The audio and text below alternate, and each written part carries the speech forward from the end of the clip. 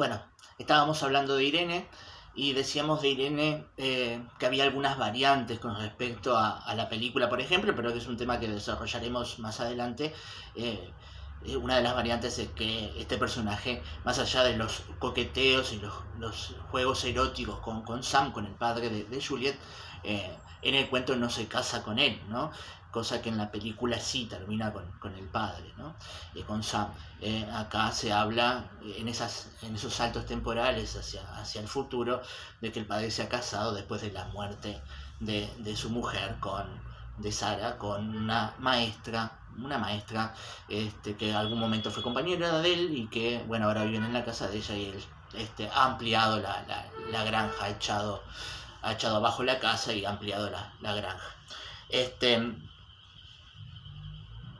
Con respecto al encuentro con los padres, hay una apariencia contradictoria. Al principio, por lo menos en la descripción de los padres, se dice que, a ver si lo tengo por acá, que aparecen sonrientes, ¿no? Una imagen de felicidad, de calma, de tranquilidad, pero a la vez ansiosos, ¿no? Tan sonrientes, ansiosos y apagados. Me parecen tres cosas que muestran una contradicción en los personajes, que se puede ver en principio, hipotetizo yo, a dos cosas: a la presencia de Irene, que está ahí, y a la razón por la cual la hicieron bajar 30 kilómetros antes, ¿no? A pesar de que no sabemos, porque el padre nunca le contesta si efectivamente el tren para o no para en el pueblo, todo parece indicar que ha sido una especie de mentira, ¿no? Y ahí tenemos el otro tema, el de la culpa y el amoldamiento. Los padres toda la vida han luchado por no amoldarse a determinadas cosas. Sin embargo, para la hija, ¿no? ¿Se acuerdan que lo habíamos comentado? Intentaron que la hija se amoldara para no sufrir. Y ese pueblo es el pueblo del amoldamiento, ¿no? O es la representación simbólica de esos pueblos que o amoldan a sus ciudadanos, a sus integrantes, a las personas que nacieron ahí, o los expulsan. Y eso se nota en varios representantes del pueblo.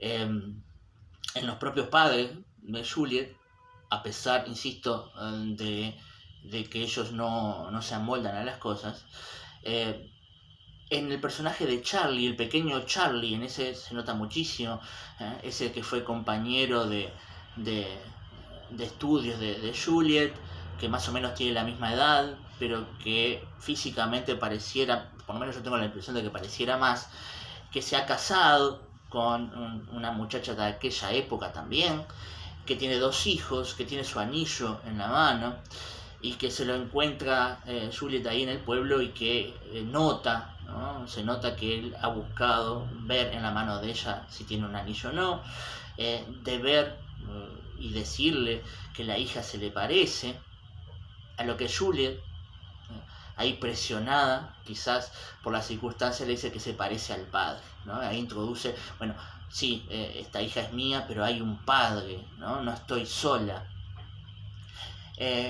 Y él le dice, yo pensé que era una vergüenza, ¿no? Tremendo lo que se dice, ¿no? Que un hijo sea una vergüenza, o el producto de una vergüenza, y por ende una vergüenza en sí. Bueno, ese es un indicador de lo que es el pueblo, ¿no? Y después tenemos el encuentro con el pastor, ¿no? El pastor que va a visitar a la madre y con el cual tiene esa discusión sobre que es irreconciliable, ¿no? Entre un creyente y un ateo. Nunca se van a poner de acuerdo. Esa discusión es un tira y afloje. No, es un tira y tira, no un tira y afloje de bombas, de opiniones y de argumentos sobre si existe o no existe Dios, y nunca va a haber un encuentro entre un ateo y un creyente en ese aspecto, ¿no? Encuentro con el pastor, que le intranquiliza muchísimo a Juliet, y que comentaremos, ¿no? Si nos da el tiempo, un poquito más adelante. Entonces, ¿qué encuentra en esta casa Juliet, ¿no? Juliet no encuentra la misma casa, no solo por la presencia de Irene, sino porque la madre se ha acomodado en otro lugar dentro de la casa, porque Irene es la que maneja la mayoría de los aspectos de la misma, porque el padre se dedica a otra cosa, porque el padre ha tenido, según él, siempre quiso dejar la escuela, quiso dedicarse a otra cosa, pero en Juliet está la duda de si el abandono de la escuela no tiene algo que ver con ella. Y uno se pone a hipotetizar otra vez más, ¿no? Si el hecho de haber caído en una especie de desgracia moral dentro del pueblo, al tener una hija que ha tenido a su vez una hija fuera del matrimonio, no ha tenido algo que ver en un pueblo que aparentemente es tan riguroso en estos aspectos. Uno se lo pregunta, no está dicho, no está ahí, pero está latente, ¿no? Está como por debajo del iceberg. Si el padre en realidad dejó o lo dejaron de la escuela, ¿no? Si lo alejaron de la misma. Alguien que parece que disfrutaba tanto de enseñar y que Juliet recuerda, por ejemplo, que le enseña la palabra taumaturgo, ¿no? Que implica a alguien que es capaz de hacer cambios mágicamente, ¿no? Tiene ese recuerdo y ahí entra otra de las líneas que no mencionamos, que también se repite en este capítulo, digamos, de la novela de Juliet, que tiene que ver con el arte, ¿no? Con la escritura, con el arte, con la mitología, aquello que habíamos destacado en Destino, donde había una relación muy explícita en la vida de Juliet con la literatura y con el cine. Acá comenzamos con un cuadro. Juliet en determinado momento necesitó escribir algo en Destino cuando se sentía de determinada manera, y acá también, ¿no? Acá necesita escribir algo, necesita escribir después del encuentro con el pastor, ¿no? Necesita escribir toda esa incomodidad que ha sentido estos días, ese sentirse extraña en esta casa, decir que está feliz pero en realidad no está feliz, que hay algo que la incomoda. Necesita escribirlo y escribírselo a Eric en una carta que nos dice el narrador que ha descubierto mucho tiempo después. O sea, piensen otra vez los saltos temporales, ¿no? Estamos en el momento en que Juliet visita la casa y no, en realidad Juliet ya ha pasado por todo esto hace añares, ¿no? Pero el narrador nos ubica en ese momento y nos hace sentir que es presente, y después nos recuerda que no, que todo esto ha pasado, ¿no? Incluso esta carta ya la encuentra mucho tiempo después, seguramente incluso cuando Eric está muerto. Cosa que todavía no sabemos en este capítulo, pero ya se intuye algo raro. Lo que sí acaba en este cuento es que se nos cuenta la vida que acaba, es la de Sara, ¿no? Y uno se pregunta si no tendrá que ver con esa pintura de Chagall, ¿no? Con ese personaje que va con la guadaña, si no es la muerte, si esa mujer dada vuelta no es la propia madre de Juliet, o si esa mujer a la que la muerte va a buscar no solo es Sara, sino es Juliet, ¿no? Si aquella mujer que fue Juliet no ha muerto, ¿no? La que salió de ahí del pueblo no es más esa, ¿no? Hay una mirada que se encuentra con determinadas cosas, se encuentra con los personajes del pueblo, se encuentra con el pueblo, se encuentra con la iglesia, pero ni las cosas no son la misma, porque la que mira las cosas es otra persona, ¿no? Tiene otra cosa en la mirada y otra forma de ver, ¿no? Y otra vida, ¿no? Ya se ha relacionado con un hombre que en su momento estuvo casado. Es algo que ella lo dice todo el tiempo, ¿no? Y como algo provocador, ¿no? No, yo no estoy casada, ¿no? No, yo no voy a bautizar a Penélope, no, yo no le voy a imponer una religión. Necesita decir que no se ha amoldado, que no pertenece ahí, ¿no? Como un Cristo desesperado, de que no me amolden, no me atrapen en un lugar, en una forma de ser, yo soy otra.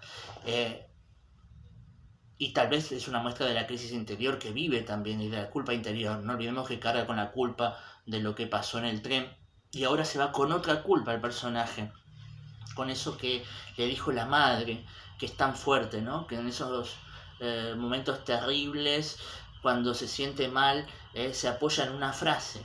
Bueno, pronto vendrá Juliet. Y ese pronto del título, ¿no? Con rapidez, con prestancia, será presente Juliet. Cuando necesito sentirme mejor, pienso que pronto va a llegar Juliet. Y ahí vemos qué importante que es Juliet para Sara. hasta ese momento teníamos que la relación más cercana, a pesar de que cuando Juliet era niña la relación parecía mucho más cercana a Sara, cuando empezó a crecer y a cuestionarse y a pensar cosas y a querer tener discusiones más profundas, la relación la llevó a pegarse más a su padre, que era con el cual podía discutir y aprender nuevas palabras, como la que dijimos hoy.